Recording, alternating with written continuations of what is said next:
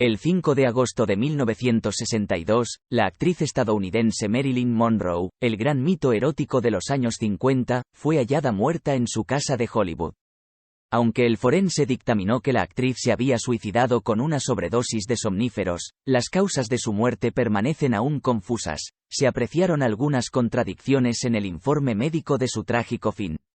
Marilyn Monroe en una imagen de 1953. Las dificultades profesionales y su agitada vida sentimental parecieron estar en el origen de su muerte. En cualquier caso, la jovialidad y el vivir desenfrenado y despreocupado que muchas veces había representado en el cine y fuera de él se corresponden poco con el verdadero perfil de su vida, marcada por las contradicciones y los complejos de una niñez y una juventud desgraciadas, seguidas después de un éxito arrollador al que no supo hacer frente, ni siquiera cuando creyó encontrar, junto a personalidades como Arthur Miller, la estabilidad y la seguridad que persiguió durante toda su vida. Marilyn Monroe, de verdadero nombre Norma Jean Baker, o Norma Jean Mortenson, apellido de su padrastro, nació el 1 de junio de 1926 en Los Ángeles, en el estado norteamericano de California. Hija de Gladys Baker, quien nunca le comunicó la identidad de su padre, su primera infancia fue muy dura. Su madre la dejó en manos de un matrimonio amigo hasta que cumplió 7 años, entonces se la llevó a vivir consigo. Pero un año más tarde Gladys fue internada en un sanatorio psiquiátrico en el que se le diagnosticó una esquizofrenia paranoide, enfermedad que luego Marilyn creería haber heredado, especialmente cuando era internada por sus frecuentes depresiones. Su infancia y adolescencia transcurrieron entre un orfanato, en el que ingresó a la edad de 9 años y trabajó como ayudante de cocina, la casa de sus abuelos y las de varias familias que la adoptaron. En una de estas casas de acogida sufrió al parecer abusos sexuales por parte del cabeza de familia cuando contaba 8 años. Nada hacía pensar que Norma Jean tuviera una futura carrera como actriz, ni tan siquiera el hecho de que su madre, una mujer extraordinariamente atractiva, hubiera trabajado durante un tiempo como montadora de negativo en Consolidated Film Industries. Marcada por la inestabilidad emocional y la pobreza, a los 16 años, tras abandonar sus estudios, se empleó en una planta de construcción de aviones. En la misma fábrica conoció a un mecánico de 21 años, James Daugherty, con quien contrajo matrimonio el 19 de junio de 1942 y de quien se divorciaría 4 años después. De modelo a actriz ese mismo año de 1946 un fotógrafo de modas la descubrió y la convenció de que se hiciera modelo. Así, la aún llamada Norma Jean comenzó su carrera como modelo bajo la tutela de la agente Emmeline Sniffly, que le sugirió cambiar el color de su cabello, que era castaño de nacimiento, por el característico rubio platino. Durante esta época, Norma Jean realizó un sinfín de campañas publicitarias, siendo muy recordadas las que hizo para anunciar trajes de baño. Paralelamente, su carácter inquieto y deseoso siempre de adquirir nuevos conocimientos la llevó a tomar clases de arte dramático en el Actors Lab de Hollywood y a asistir a cursos de literatura en la Universidad de Los Ángeles, UCLA. El rostro de la modelo comenzaba a ser muy conocido. Sus innumerables trabajos publicitarios hicieron que en 1947 el magnate Howard Hughes, propietario de la compañía cinematográfica RKO, le ofreciera hacer unas pruebas de pantalla con el objeto de saber si podía dar juego ante una cámara cinematográfica, pero Norma Jean prefirió aceptar una oferta de la 20th Century Fox para trabajar unos meses como actriz de reparto. Intervino en 3 películas olvidables en los que no fue debidamente acreditada, y ya entonces se verificó el cambio de nombre. Norma Jean pasó a llamarse Marilyn Monroe. Uno de sus primeros papeles era de figurante entre una multitud. Se trataba de la película de Frederick Hugh Herbert Escuda Who. Escuda Ae, con June Harber. En un momento del film, Marilyn se separaba del grupo para saludar a la actriz principal. Esta escena, sin embargo, se cortó luego en el montaje, y Marilyn recordaba algunos años después: una parte de mi espalda es visible en un plano, pero nadie lo supo aparte de mí y algunos amigos íntimos. Un año después la Fox rehusó renovarle el contrato, por lo que aceptó uno nuevo de parecidas características en Columbia. Para esta compañía actuó en la comedia musical Ladies of the Chorus, 1948, de Phil Carlson. Marilyn era una modesta bailarina de striptease llamada Peggy Martin y cantaba 2 canciones. Para preparar este papel recibió lecciones del director musical de la Columbia, Fred Karger, con quien se cree que mantuvo relaciones íntimas. Al año siguiente participó en el que sería el penúltimo filme de los hermanos Marx más o menos al completo, Groucho, Harpo y Chico, Amor en conserva, Love Happy, de David Miller. En la película, Marilyn contoneó sus caderas con tanta donosura que Groucho Marx, que interpretaba al detective Sam Grunion, manifestó por ella con su proverbial histrionismo un bullicioso deseo. Con Groucho Marx en Amor en conserva, 1949, a continuación consiguió, ya para la productora Metro-Goldwyn-Mayer, un papel breve pero de suma importancia para su futuro como actriz. En el excelente thriller de John Huston La jungla de asfalto, de Asphalt Jungle, 1950, interpretaba con bastante soltura a Angela, la amante de un gángster al que acaba por traicionar. El siempre atento Joseph L. Mankiewicz, que había iniciado su carrera como realizador 4 años antes, reparó en la joven Marilyn y le ofreció otro pequeño pero suculento papel en su melodrama Eva al desnudo, All About Eve, 1950. En esta película interpretaba a una superficial aspirante a actriz en lo que podríamos calificar como uno de los primeros papeles que respondían al estereotipo que más tarde se crearía de ella. Poco antes, en 1949, Marilyn, que durante un tiempo compaginó las profesiones de actriz y modelo, dio su primer golpe en aras de la celebridad al posar para una sesión fotográfica cuyo resultado es aún hoy una de las más genuinas imágenes de una pin-up girl. Se trata de las imágenes que muestran en tomas cenitales a Marilyn desnuda sobre un cubrecamas de color rojo. Algunas de las fotos aparecerían ese mismo año en un calendario, y algo después, en 1953, una de ellas sería la portada del primer número de la famosa revista erótica Playboy. Esto, sin duda, fue un verdadero acontecimiento mediático, quizá de los primeros que pueden ser comparados a los que se dan hoy día. Mientras tanto, la actriz no abandonaba su carrera en el cine. Tras realizar algunos papeles secundarios no demasiado destacables, en 1952 apareció en algunos títulos de cierta importancia, bien por sus directores, bien por el trabajo que desempeñó en ellos: Encuentros en la noche, Clash by Night, de Fritz Lang, No estamos casados, We're Not Married, de Edmund Goulding, el episodio que Henry Koster realizó para el film colectivo 4 páginas de una vida, o Henry's Full House, y la película de intriga Niebla en el alma, Don't Bother to Knock, de Roy Ward Baker, en el que encarnó de manera muy convincente al personaje de Nell Forbes. En Niebla en el alma, 1952, Marilyn estuvo verdaderamente espléndida en su papel de Nell, una niñera perturbada que había intentado suicidarse en el pasado y que, desesperada y medio loca tras haber perdido a su gran amor, se disfraza ahora con las joyas de su señora para seducir a un atractivo piloto. La niña a la que debe cuidar aquella noche, Benny, frustra sus planes, por lo que la alucinada muchacha la amenaza primero con destriparla con tanta facilidad como a una muñeca, y luego la amordaza y la ata a la cama. En esta sádica y desquiciada relación con la pequeña, Marilyn dio muestras de una convincente crueldad que, al tiempo que desvelaba sus excelentes dotes dramáticas, tal vez le trajo a la memoria los horrores sufridos durante su propia infancia. Fue sin duda uno de los mejores papeles de su carrera.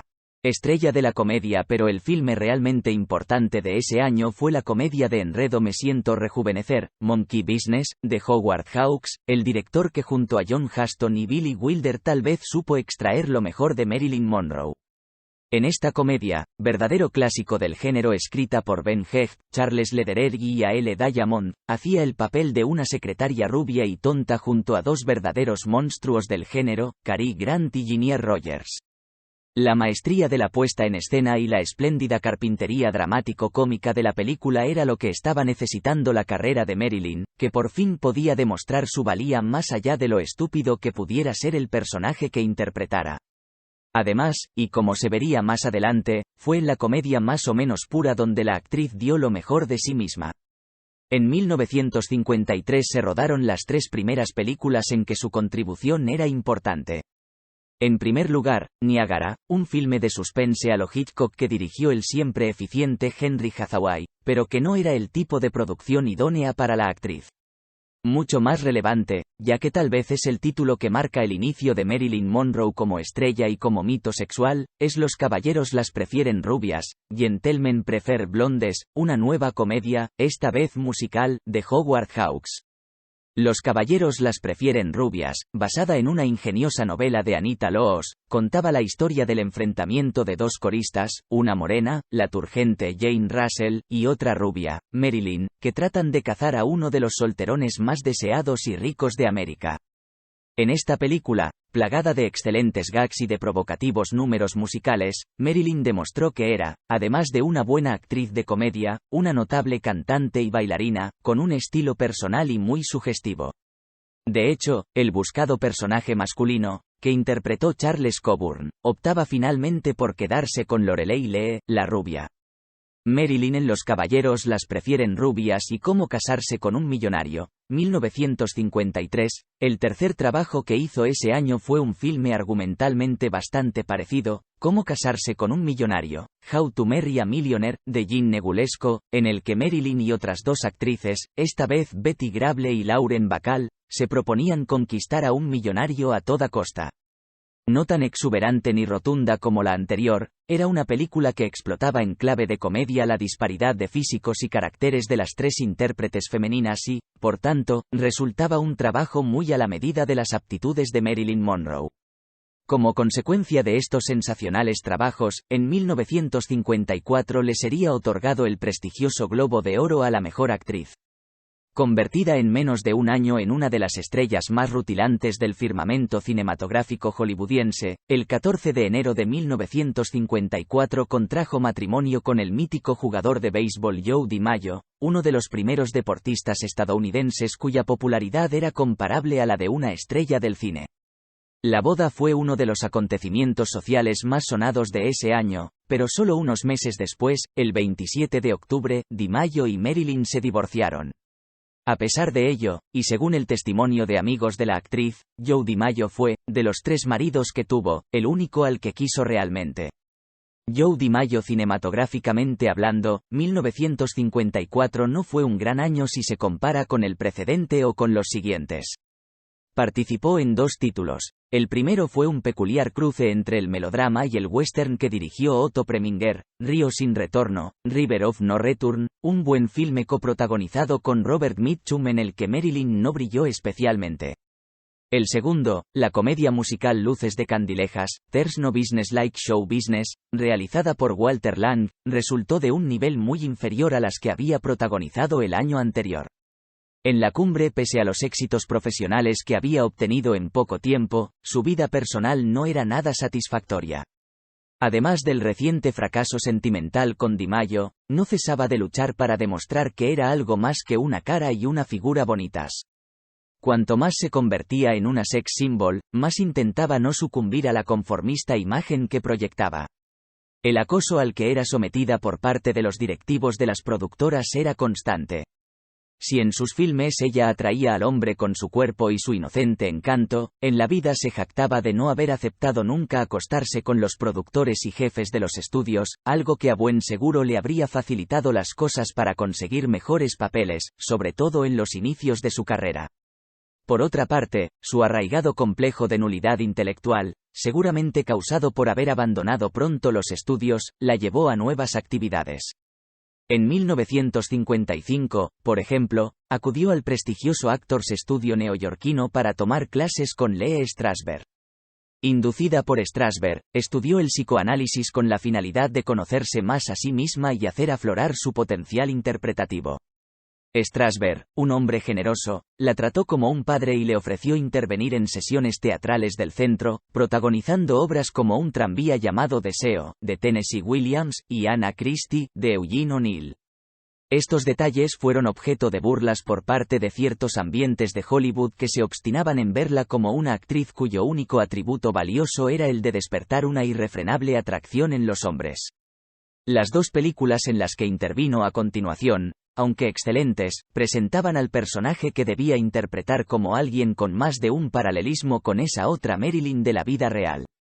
Tanto en La tentación vive arriba, de Seven Year Itch, 1955, de Billy Wilder, como en Bus Stop, 1956, de Joshua Logan, Marilyn ofreció dos actuaciones intachables.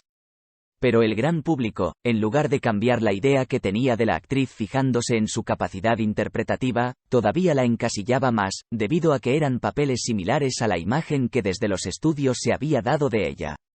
Marilyn Monroe en La tentación vive arriba, 1955, y en Bus Stop, 1956, la presión habitual a la que se sometía a una gran estrella, el menosprecio que sentía que le profesaban algunos profesionales de la industria y el descontento consigo misma no tardaron en hacer mella en Marilyn. Su comportamiento en los rodajes era cada día más problemático, con frecuentes impuntualidades, excusas para intempestivas ausencias y malas relaciones con actores y técnicos. Por esta época comenzó a tomarse períodos de descanso en clínicas debido a las depresiones en que cada vez con mayor frecuencia se veía sumida. Con todo, seguía estando en el ojo del huracán, siendo el objeto preferido de la prensa, pero también ello resultaba frustrante. Aceptaba conceder una entrevista a la espera de que algún periodista se interesara por sus inquietudes intelectuales, por lo que leía o por el tipo de películas que le gustaría interpretar, pero lo único que encontraba sistemáticamente eran burdas cuestiones de tocador. Algunas de sus respuestas de entonces se convirtieron en célebres, como cuando aseguró que no usaba ropa interior o que para dormir solo se ponía Chanel en 5. Así es que, inconscientemente o no, la propia Marilyn terminaba contribuyendo a consolidar la percepción que de ella tenía la gente. Nuevos Rumbos 1956 fue un año crucial en su vida, ya que el 29 de junio se casó con el dramaturgo Arthur Miller, para lo que debió convertirse previamente al judaísmo. Este enlace fue más sorprendente si cabe para el público y la prensa que el de DiMaggio. Miller, escritor y dramaturgo serio, proveniente de la élite intelectual judía, de posiciones ideológicas abiertamente izquierdistas, se casaba con una mujer que supuestamente era la antítesis, superficial, frívola, sin ideas propias y que aparecía habitualmente en las portadas de la prensa amarilla. Y quienes le auguraron lo peor, acertaron, ya que este tercer y último matrimonio fue un nuevo fracaso personal. La desenfadada e ingenua Marilyn Monroe no congenió con el exclusivo círculo de intelectuales neoyorquinos en que se desenvolvía Miller, y a pesar de que no se divorciaron hasta enero de 1961, pronto se distanciaron de forma irremediable. Arthur Miller y Marilyn Monroe. Entretanto, Marilyn había puesto en marcha un nuevo proyecto que causaba el recelo de los jefes de los estudios, su propia productora. Cansada del maltrato y el desprecio, en 1957 viajó a Gran Bretaña para protagonizar y producir El príncipe y la corista, The Prince and the Showgirl, nueva variación algo más dramática del tema de los caballeros las prefieren rubias y cómo casarse con un millonario. Como director y partener suyo Marilyn eligió al shakespeariano y muy británico Laurence Olivier. El rodaje fue, como venía siendo habitual, algo turbulento, con enfrentamientos con Olivier, retrasos, pastillas y alcohol. Curiosamente, la crítica especializada, que ya había destacado su buen hacer como actriz dramática en Bus Stop, fue unánime al señalar que la espontaneidad y el encanto de Marilyn habían eclipsado a Olivier, aunque fue inmisericorde con la película. De regreso a Estados Unidos, volvieron a surgir los problemas, las inseguridades y los temores de Marilyn, un matrimonio que ya no funcionaba, unos estudios cada vez más refractarios a contratarla, por extraño que esto pudiera parecer dada su inmensa popularidad, nuevas depresiones, nuevas estancias en sanatorios o clínicas de descanso, y dos nuevos factores, o cuando menos más acentuados: el consumo de alcohol y de píldoras, en especial barbitúricos. En El príncipe y la corista, 1957, en su siguiente película, Con faldas y a lo loco, Some Like It Hot, 1959, genial y mordaz comedia sobre el amor y el transexualismo en que volvió a dirigirla Billy Wilder, el rodaje se convirtió en un verdadero suplicio. En sus memorias, Wilder lo recordaría como la experiencia más traumática de su carrera debido al imprevisible comportamiento de la actriz, que nunca llegaba a la hora o que, simplemente, tenía que repetir hasta 65 veces un plano en el que tan solo tenía una frase. No obstante, y gracias en cierto modo a la buena química que había con los otros dos actores principales, Tony Curtis y Jack Lemmon, el resultado final fue satisfactorio. El trabajo de Marilyn sería premiado en 1960 con un nuevo Globo de Oro, esta vez en la categoría de Mejor Actriz de Comedia o Musical. En 1960 coprotagonizó junto al actor francés Yves Montand el film de George Cukor el multimillonario, Let's Make Love. Aunque con un planteamiento habitual en la filmografía de Monroe, chica humilde pero con ansias de superación que encuentra el amor en un hombre rico, Cukor imprimió al argumento un mayor acento dramático. Era una producción suntuosa, correctamente realizada, y con un buen trabajo de la pareja protagonista, pero aún así había algo en el conjunto que no terminó de funcionar. Durante el rodaje, Monroe y Montand tuvieron un romance que no pasó a mayores. Marilyn se enamoró del actor, pero para Montand no era más que una aventura. Una vez más, la mujer más deseada del mundo no encontraba o tenía dificultades para conservar un amor. Un triste final su última aparición cinematográfica, si descontamos la incompleta y no estrenada película de Cukor Something Is Got to Give, fue para muchos críticos y aficionados el mejor trabajo de cuantos realizó Marilyn Monroe. Dirigido por John Huston y con guión del aún marido de Marilyn, Arthur Miller, Vidas Rebeldes, The Misfits, 1961, era un filme elegíaco, tocado con la rara cualidad de lo irrepetible, que unía en la pantalla a tres grandes actores, Clark Gable, Montgomery Clift y Marilyn Monroe, tres estrellas que además estaban atravesando por distintos motivos unos momentos personales especialmente delicados. Una historia de perdedores, tan del gusto de Huston, que en un último crepúsculo encontrarán al menos un lugar donde poder descansar y compartir sus experiencias con alguien. Intensa y emotiva, quizá este papel fue el mejor regalo que pudo hacer a Marilyn Arthur Miller, de quien se divorciaría poco después, el día 21 de enero de 1961, justo una semana antes del estreno de Vidas Rebeldes. Su sentida interpretación de la divorciada Roslyn Tabor, que encuentra un nuevo amor en el personaje que encarna Gable, acabaría siendo apreciada como admirable cierre y legado de carrera actoral.